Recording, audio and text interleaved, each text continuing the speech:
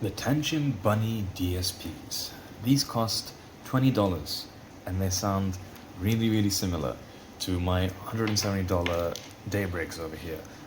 Simply connecting this to your phone via the USB-C cable and loading up the natural EQ preset, these sound the closest to my Daybreaks. They sound close to it in terms of tonality. It doesn't have all those little details and stuff, but it definitely does sound in the same ballpark. It's along that same neutral kind of tone, and it's really nice. And for $20, I don't think you can beat this. These are going to be my sort of on-the-go outdoors headphones pretty much, because they sound exactly like what I use at home.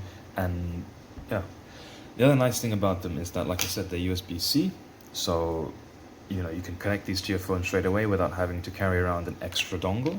Here is some B-roll footage of the IEMs themselves, just so you can get an idea of what they're like in person.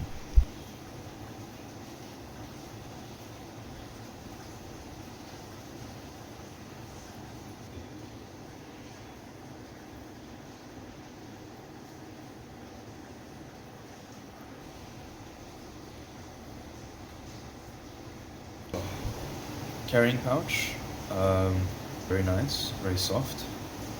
This also came with something interesting. The seller added this cute little air freshener, which smells very peculiar. I don't know who Asano Tench is, but I'm assuming that's their mascot. Very cute. So that's always nice when the seller puts in a bit of extra effort. The bunnies themselves, I don't have much to say. In terms of build quality, they are pretty okay. They're plastic, they're solid. You can sort of drop them around and they're going to be alright. I wouldn't worry about them too much. They are a single driver, which you can see here. It's literally just one little circular thing. A large empty cavity, and yeah. I've got the Moondrop spring tip ear tips on here, which for me, those are the nicest ones on these. Yeah, highly recommend this. Don't know what else to say. They're really good. For $20, I don't think you can beat this. People are probably going to be wondering how these stack up against the True 2, since those are also $20.